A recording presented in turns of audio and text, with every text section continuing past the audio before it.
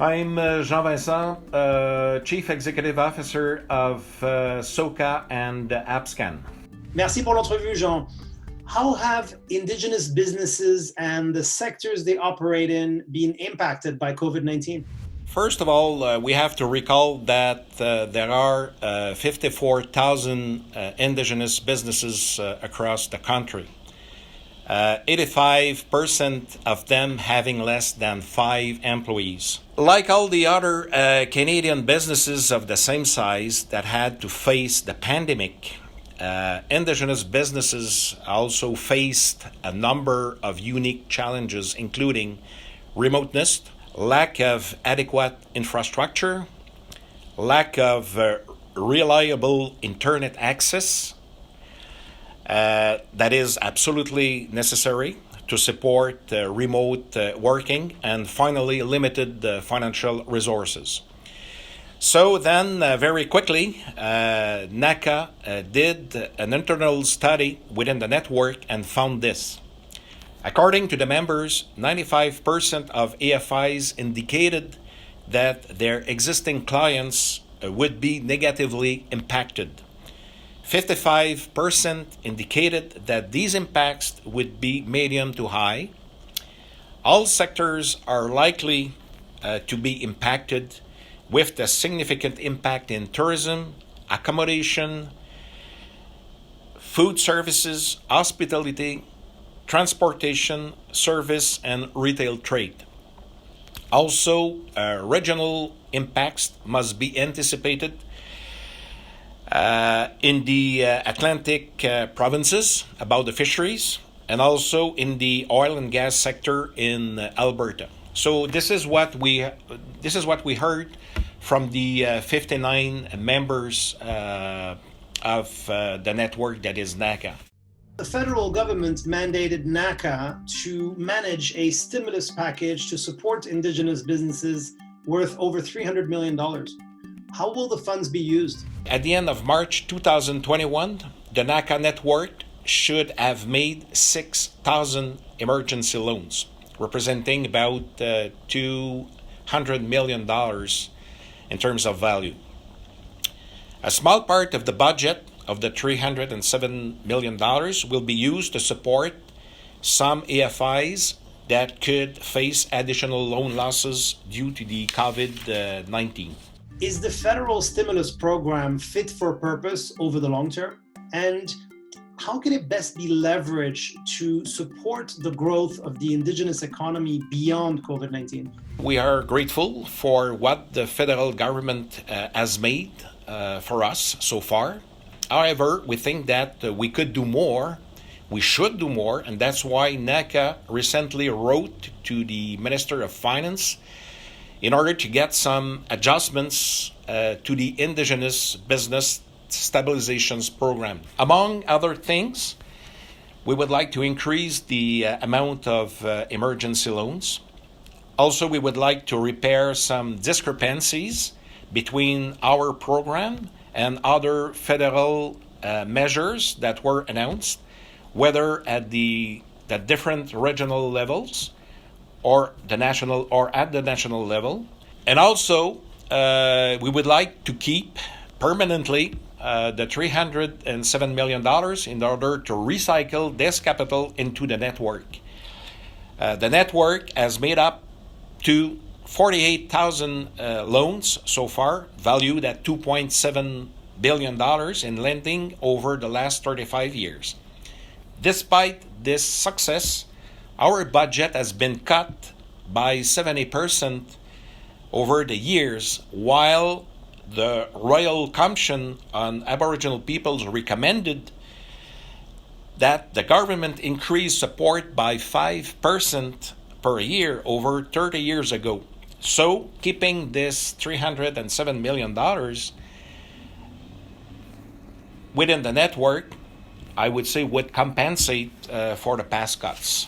And what do you see as the best channels to stimulate the growth of the Indigenous economy? Governments, federal and provincials, and the major financial institutions, must see NACA as an essential partner to support the economic growth of the First Nations. Recently, the implementation of the Indigenous Growth Fund, a $160 million fund involving NACA, BDC, the Farm Credit Corporation, and the federal government, is a very good step in the right direction. Our greatest strength is that we know our communities and we know how to deal with.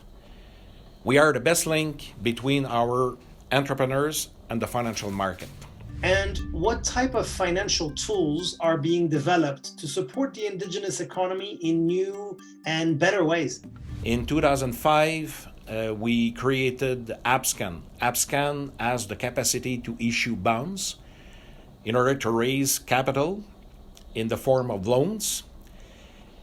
And those loans are reinvested into the First Nations communities that we serve.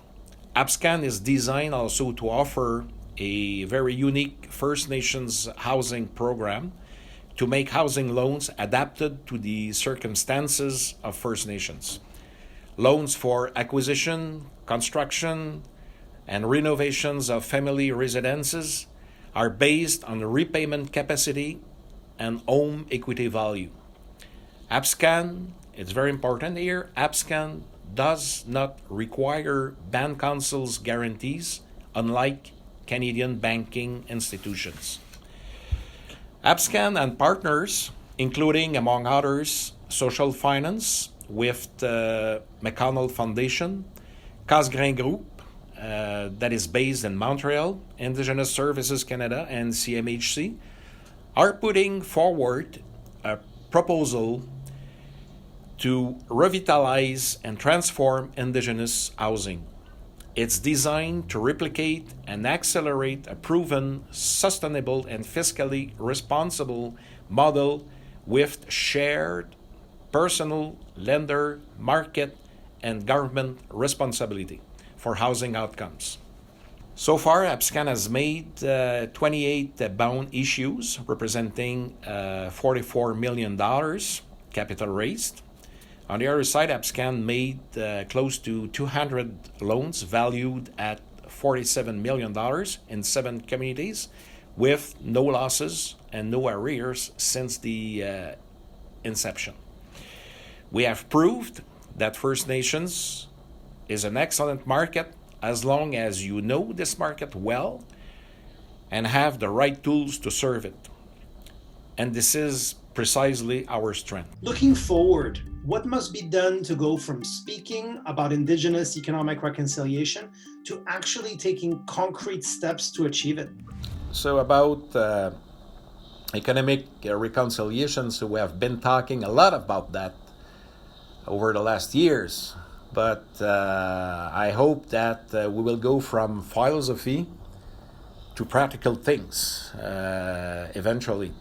In my mind, one of the best definition of the economic reconciliation was given by the National Indigenous Economic Development Board in a report that was published in December 2019.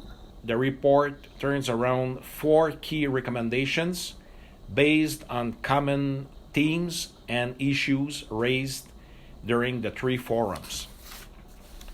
The first one is procurement. We have been talking for a long time about procurement, and I hope that this will come true one of these days. Procurement to provide sufficient funding to implement a national strategy that will allow Indigenous businesses to benefit from the procurement opportunities. By the way, NACA actually is working with other stakeholders, including Indigenous national organizations such as CCAB and CANDO. We are working with government as well, Indigenous Services Canada, in order to implement measures that will allow the entrepreneurs to access the procurement strategy. And also down the road, we would like to, as an end result, so we would like to come up with a national Indigenous businesses directory that could be very helpful for all federal and even provincial departments. The second recommendations, it's not a surprise. Talked about access to capital, and so the recommendations of the national board is to strengthen the proven AFI's network, keeping in mind NACA and its 59 members across the country. A network that was implemented 30 years ago, and a network that is still working, also that proved that it has been a success story since the inception. The third recommendation deal with the capacity development. So to support a strategy to increase Indigenous participation in business training and certification. So otherwise said, to train the future business leaders that will take care of the economic development and the economic growth of the First Nations. And finally, wealth sharing. Said so many times to focus on strategies and innovative options to increase equity positions and involvement of Indigenous people in the development of the natural resources across the country. Closing the socio-economic gaps between Indigenous and non-Indigenous people in Canada could lead to a $27.7 billion annual contribution to the Canadian gross product. And finally, if you could pitch a person or a group with the power to influence the Indigenous economy, who would you pitch and what would be your message? First of all, I would encourage government to change the housing pattern. I think that we should encourage much more home ownership, and we're used to see, when construction is doing good, the economy is doing good at the same time. And so I think that maybe we should support some programs that will encourage Aboriginal people really to become owner of their home. And so then this could stimulate the construction, and so then this could stimulate the economic development as well. So then, as I mentioned, with the APSCAN, so we have a model. We have something to offer in this area.